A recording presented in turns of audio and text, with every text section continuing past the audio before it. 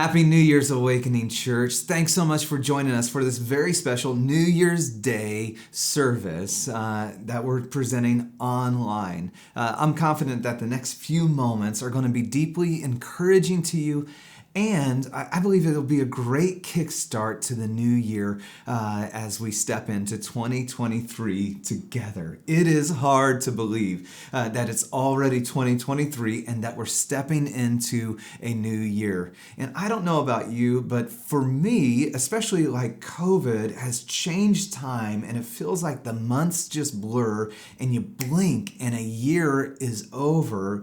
And then stepping into a new year can often feel like, wait, I didn't even really catch up to the last year, and feel a little bit, overwhelming or even intimidating.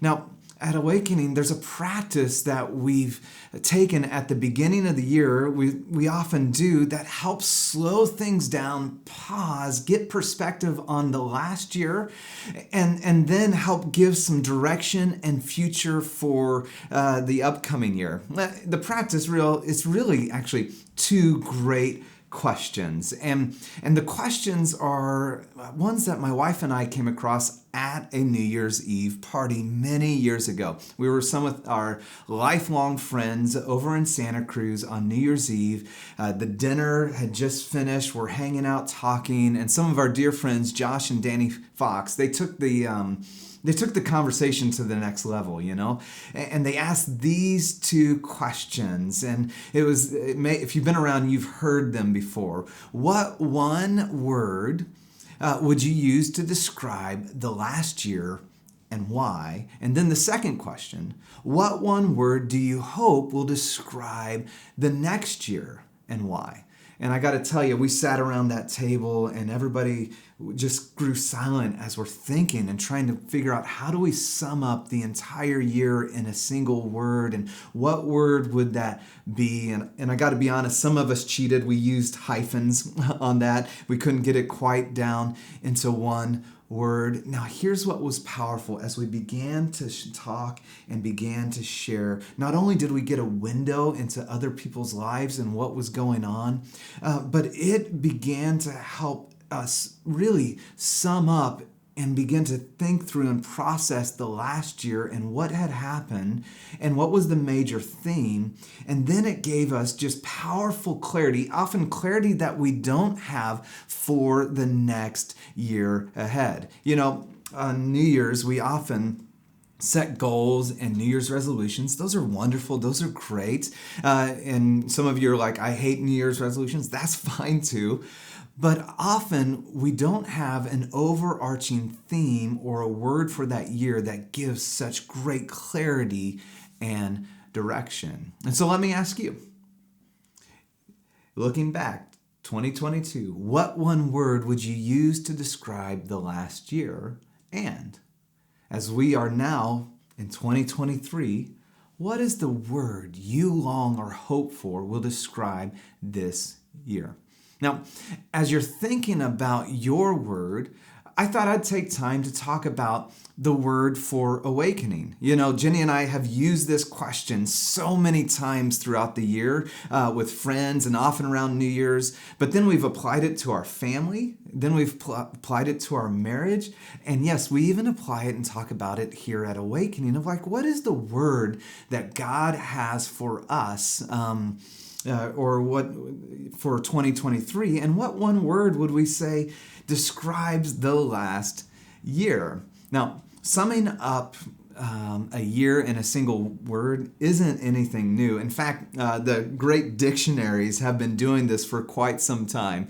The Oxford whatever language dictionary, they summed up this last year's word. It was the word of the year. It was the first time that the public got a vote on the word of the year, and their word was goblin mode. Yes, you heard me correctly. Some of you are very familiar with it. Some of you are learning this for the very first time right now. Goblin mode, which means a type of behavior which is unapologetically self-indulgent, lazy, slovenly, or greedy, typically in a way that rejects social norms or expectations. And so the word word of the year, according to Oxford, is goblin mode. Well, Merriam-Webster is in on this as well, and their word of the year is gaslighting, okay? Gaslighting. Well, what is that? You've heard it. All of us have heard it, but what is it? The act or practice of grossly misleading someone, especially for one's own advantage. And the words for 2022 often seem pretty pessimistic and negative, don't they? And it speaks so much to kind of the current state of our culture and of our country, with a deep sense of angst and even apathy that has come alongside the last several years that we've journeyed through. Well, what is the word then for awakening? And if I could summarize one word for 2022 for awakening, that word would be replanting. Replanting. As we came out of COVID, we often thought, and talked about how do we begin to regather as a church. And very early on, I recognized it's not a regathering, but it's actually a replanting. Over COVID, about 60% of our church moved out of the area. Recently, we took a survey of our church, and it was really insightful. Let me give you just a couple of the stats that came from that. Did you know that 71% of our church today is new within the last 3 years? Meaning that many of you who are listening, you started joining us during COVID time or after that. 21% of our church, 1 in 5 persons that you come across at Awakening, is new within the last 3 months. That's staggering. 61% of our church started attending because they were personally invited. 2/3 of you are here because someone invited you. What encouraging reality that you have experienced what God's doing here, and you want to invite people in, and they're sticking. They love being a part of this. And then at the same time, recognizing, wow, the big aha for us is, man, we have a new church. 70% of our church is new within the last 3 years. We're not necessarily regathering, we're replanting. Well, what's the difference between regathering and replanting? Well, regathering is looking back at a point in time and trying to get back to that time of what it looked like then. What did Awakening look like in the BC era, before COVID era, right? And how do we get back there to the, quote, good old times? And so we look back and go, how do we get there? Where actually replanting is looking at where we're at today and what is God doing now and what is the new work He is doing and how do we step into all that He has for us today. When Jenny and I planted Awakening Church a decade ago, we began with this vision to awaken this generation to new life in Jesus. And, a decade later, that passion, well, it's still burning bright and strong in our hearts today. And really, that's the seed that God's given us as a church. That's our North Star that isn't shifting. Our vision, our values, that's the seed planted. And then here's what's been amazing is as we've replanted this last year, 2022, we've actually got the opportunity to watch God begin to bring new life and growth. I want to actually share just a few things of what we got to see in 2022 and the new life and the growth, the sprouting up, the budding of new life in this new season. We've seen just ministry expansions. First, kids ministry, something that we didn't have before COVID. And we have today is we actually have full kids ministry at both services. We launched a 4th and 5th grade class. We didn't have before COVID a VBS. Now we have our Camp Wonder. We had 108 kids attend that and 4 kids decide to follow Jesus. Our youth ministry is growing. We tailored it specifically for high school and junior hires. Our high schoolers went on their first mission to Mexico trip. It was awesome. And our junior hires went to Hume Lake camp and had a transformational time. And we saw 5 of our high school and junior high students get baptized this last year. Man, we're seeing this sprouting of new life, of this replanting. College ministry, which really went dormant. And we started as a college ministry way back in the day. And then, over COVID, everything shut down. Well, it's beginning to get kick-started again. We have a college hangout area where we're seeing college students begin to get connected and grow, and they're stepping in, and we have a great small group for them. In fact, this last year, we were given a minibus, and we used to do this to help students who couldn't drive or didn't have an access to be able to get to church. We'd go pick them up in a bus and bring them to church. And we're looking forward to getting that back going again. 2021, we saw Robbie Brown step on as our worship pastor, and he, along with Glenn, they're shaping this worship ministry. And here's what's so exciting after a year of seeing we're developing a worship culture of people who are passionate worshipers for Jesus, excited to be in his presence.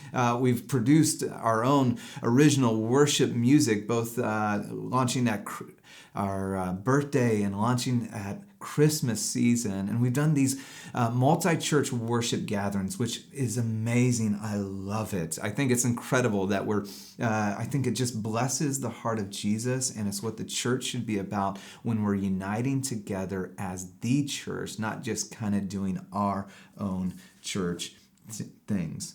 Groups, Proteges groups, we have over 200 people in groups this year growing together to become more like Jesus. Our Protege class this year has been the largest we ever had, with 19 proteges, many of them professionals, and giving up and sacrificing their time to grow their leadership and their discipleship team with Jesus. We have ministry teams, which have all had to be restarted, rebuilt, and we see in that replanting God form and grow these ministries. Our prayer team is vibrant. Our care team's growing. Our cafe team, praise the Lord. We have coffee on Sundays, and we need it. Well, needs a little strong, but man, is it helpful. There are events and decor team. We have a newly formed meals team, which is amazing for coming along families or coming along people in difficult times. And how do we just tangibly love you and help you in a team? Our space team is just incredible, and they've adapted through all the different iterations, from our tent days to moving inside. We recently were able to install 4 storage containers, which now allows us to be able to no longer drive our trucks. It's an incredible blessing to us. Just kind of a year in back of all our teaching series that we covered. We did Just Us, talking about God's justice and heart for justice. Bad Advice on relationships. Shift, we taught through the book of Jonah. Broken God, and we just really taught through a theology of God, of who God is. World Changers is all about the next generation. Forgive and Forgive, the 4 great invitations of what it means to follow Jesus. Gifts of the Holy Spirit, When We Pray, Contentment, and Take Joy. And some of you are like, oh, that's right. And here's what, as I was going through that list, it was hard for me to even remember. I'm like, wow, that was just all in one year. Some of it felt so long ago because of all that has happened. And one big praise is we've been praying for an executive pastor for a couple years and searching, and God answered our prayer with Dave and his family moving out here, and we're so excited for what God has for us in the future as they stepped into the Bay Area with us. Now, along with that, we've seen deeper engagement in this replanting, and just think about some of the big events over the last year. Our Good Friday and our Easter service, we saw a little over 700 people engage in our Good Friday and Easter services. Our Awakening 10th birthday, where we got to celebrate. I mean, think about this. This is amazing. We got to celebrate 10 years of God's faithfulness through all of it. We had a little over 500 people join us through that. As we said, as we step into the next decade, we're going to fix our eyes on you, and we're going to keep our eyes focused and lean in with prayer. We saw 21 people make a public decision by getting baptized this last year. And then we spent 40 days this past fall, which was wonderful, of prayer and going like, what does it look like to lead from our knees to begin the next decade totally dependent on God? And I can't wait to see all that God does through that season ahead. Okay, one more area. It's amazing. Just think about this is a year of what God has done. The last area I want to talk about is just local and global impact. From day one, we said that we believe the church should lead the way in unleashing extravagant generosity to a hurting and broken world. Why? Because we have an extravagantly generous God. And so we've just said, okay, how can we lean in and love and serve those that God's brought along our path? And we made a commitment from the very beginning. At minimum, 10% of what comes into Awakening is going to go out the door to other ministries and what God's doing in both locally and globally. In our fiscal year 2021-2022, we were able to give 22% of what came in, which was roughly around a little more than 200, and I think it was 71 or 91 thousand. It was $291,000 given away. Now, we help lots of organizations. We've been able to respond to emergencies and relief in Afghanistan and Ukraine and Haiti. We do some things locally with Called Up, which is a collegiate athletes ministry, and Foster the City, and Maintenance for Mom, and City Team. But I want to zoom in with Del Mar. And Del Mar, we've said, we've been here at Del Mar for 10 years, and we said it's more than a place to meet, but a people to love. And I just want to share just this fall, which is cool. I mean, it's really, really cool how we've been able to love Del Mar High School. Now think about this. Over COVID, we were able to start a food pantry, partnered with City Team, and twice a month, we're able to provide groceries for just around 100 families. And then off and on, we're able to provide clothing as well. At the beginning of the semester, as we step into the new school year, we do a backpack drive. We provided 80 backpacks filled with school supplies for students who are in need. There's many students here that they come from homes where going to college is like not even a thought. And they couldn't afford even the application fees to even apply for college. We think about this is amazing. We were able to give $14,000 to support 50 students to be able to apply for college and be able to step forward into that next season. We really want to serve the teachers and faculties here. So some small things that we love to do just to bless them. Right at the beginning of the year, we give them gifts and just try to encourage them from the outset. Every single Friday, we bring them coffee and donuts just to say, man, you are loved, you are seen, we're so grateful for you. And then at the end of each semester, we throw them a party. So at Christmas time, we threw them a party, and then at the end of the spring semester, we'll throw them a party, bring in a taco truck, and we just say thank you and how much we love you guys. This last Christmas, we do a giving tree to help families in need and to provide a Christmas for many families who otherwise wouldn't have the ability to have a Christmas. Church, I'm so proud of you and what we were able to do. This is the largest giving tree ever in the history of our church. Talk about replanting and God doing new things. $32,000 between cash and gift cards was given through our giving tree, and 35 families were served and helped, and some really major needs were met through that. Way to go, church. It is awesome. I mean, it is amazing as you look back, and I know I went through all that really pretty fast, but to think through all that God's done and the work He's doing and the life and the springing up of how He's moving and working in our midst is amazing. Our word, if I had to say for Awakening in 2022, it's replanting. Well, then what is our word for 2023? Our word for 2023 is Jesus. And I know that may sound obvious, but unfortunately, if we look around at Christians today, I wouldn't say that we have a reputation to being known like Jesus, and wouldn't really describe Christians in the social media sphere as being Jesus-like.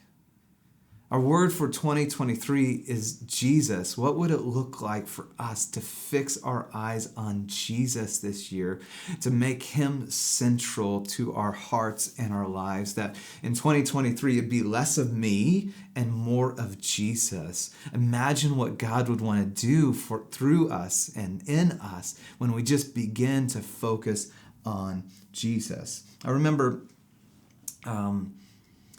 it was about a year or two ago, Jenny said to me, as I look around and I look at responses and there's all these issues, all these things that are going on, the thing that seems to be missing, or what's missing, not the thing, is Jesus from the conversation. Like he just got dropped out of it.